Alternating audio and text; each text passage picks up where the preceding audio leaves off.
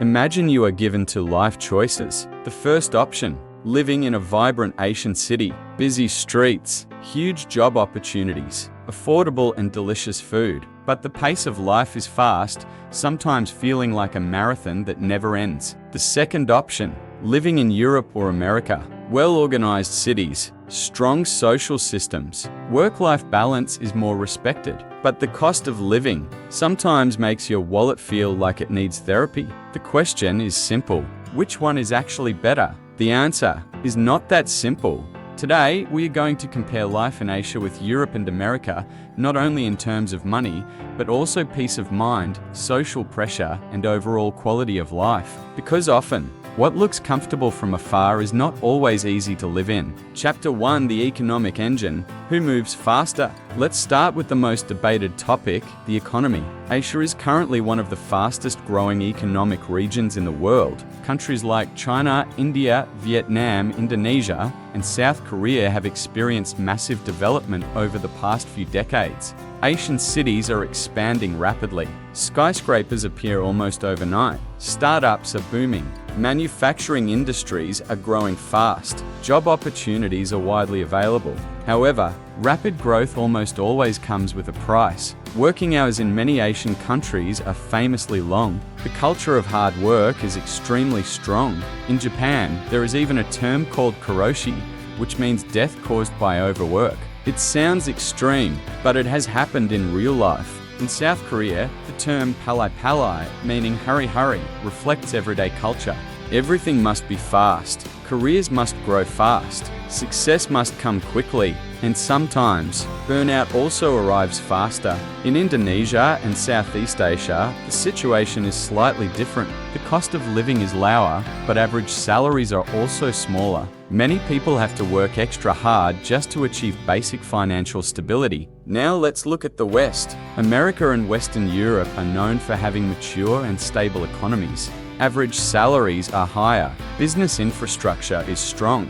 Financial systems are well established. However, the cost of living there is also high, extremely high. Housing prices in major cities like New York, London, and Paris can make people question their life choices every time they pay their monthly mortgage. In America, many people earn high incomes, but expenses such as healthcare, education, and insurance can quickly consume their earnings. So economically, Asia is like a high-performance sports car, fast, full of opportunities, but demanding strong endurance. Meanwhile, the West is like a luxury sedan, comfortable and stable, but maintenance costs are not cheap. Chapter 2: Cost of Living, Paradise or Illusion. Now let's talk about living costs. This is often the factor that changes people's decisions about moving abroad. In many Asian countries, you can still enjoy delicious meals at very affordable prices. Street food in Bangkok, Jakarta, or Hanoi is not only cheap but also world famous, sometimes even better than expensive restaurants. Although the spicy level might give you a spiritual sweating experience, public transportation in many Asian cities is relatively affordable. Daily services such as laundry or dining out usually cost much less compared to Western countries. However, cheap living costs sometimes come with trade-offs. Public facilities may not be evenly distributed. Social security systems are still developing in many areas. Long-term financial security often depends heavily on personal effort. In Europe, living costs are high, but they are usually balanced by strong public services. Public transportation is efficient. Universal healthcare systems exist in many countries. Education is often more affordable compared to the United States. America offers massive earning opportunities, but healthcare costs can become a serious financial burden. Many people fear getting sick, not because of the illness, but because of the bill. So in Asia, you can live more affordably, but you must be more financially independent. In the West, you pay more,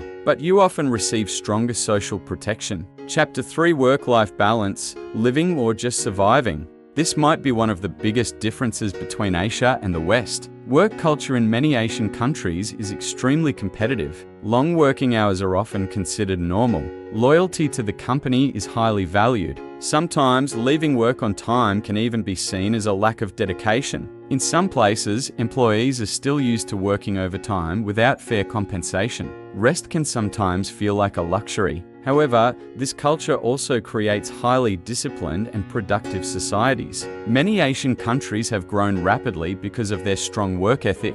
Now let's look at Europe. In many European countries, work-life balance is not just a slogan, it is a lifestyle. Long vacations are normal. Many workers receive generous annual leave. Family time is highly valued. Some countries even regulate working hours by law. In America, the situation is somewhere in between. Work culture remains strong, but flexibility has increased, especially after the rise of remote work. Interestingly, there is an ironic contrast. Many Asians dream about living a relaxed European lifestyle. Meanwhile, some Westerners admire Asia's strong work ethic. Humans often believe the grass is greener on the other side. Chapter 4 Social and Cultural Pressure. This factor is often overlooked, yet it strongly influences peace of mind. In many Asian countries, social pressure can be intense. Society often defines success. You must have a good career. You must own a house. You must get married at a certain age. You must appear financially stable. Sometimes life feels like following a checklist created by other people. However, the positive side is that family and community relationships are usually strong. Social support systems are close and deeply connected. In Western countries, societies tend to be more individualistic. People are free to choose their life paths. Not getting married, not having children, or changing careers at age 40 is widely accepted. However, this freedom sometimes comes with side effects. Many people in Western countries experience loneliness. Studies show that loneliness rates in some developed countries are relatively high, so Asia offers a strong sense of belonging, but sometimes feels socially demanding. The West offers freedom, but sometimes feels emotionally distant. Chapter 5 Home ownership and future stability. In Asia, owning a house is often considered a symbol of life success. Many people work for decades just to buy property. However, housing prices in major Asian cities have skyrocketed. Younger generations are increasingly struggling to afford homes. In Western countries, renting is more culturally accepted. Many people feel comfortable renting for their entire lives.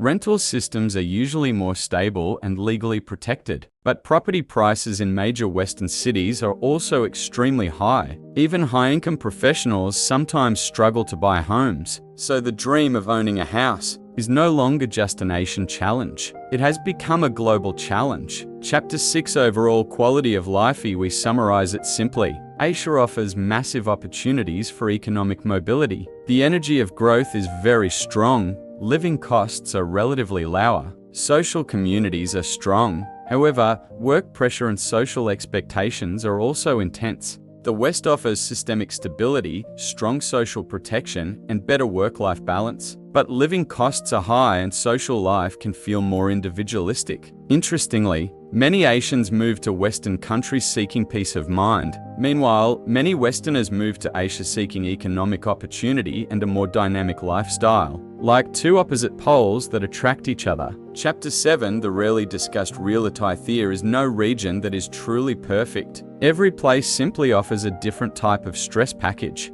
In Asia, stress often comes from competition and social expectations. In the West, stress often comes from high living costs and individual pressure. The real question is not which place is better. The real question is, which type of stress fits your personality better? Because life is not about finding a place without problems. That place has not been discovered yet, not even on Google Maps. Life is about choosing the problems you are willing to face. Conclusion. So, which one is better? If you enjoy challenges, huge opportunities, and fast-paced living, Asia can be a land full of potential. If you value life balance, system stability, and personal freedom, the West might feel more comfortable. However, the world is changing. Globalization and technology are slowly removing geographical barriers. Many people now work globally without relocating to another country. Perhaps the future is no longer about choosing between Asia or the West, but about learning how to combine the strengths of both. Because ultimately, quality of life is not only about geographical location. It is about how someone manages priorities, finances, and life balance. And perhaps, happiness has never truly depended on which continent we live on. Sometimes, it simply depends on whether we have enough time to enjoy our morning coffee without opening work emails. If you still check your email, Well, then we are all in the same situation. If you had to choose, would you prefer living in Asia, Europe, or America? Write your answer in the comments. It would be interesting to see perspectives from around the world.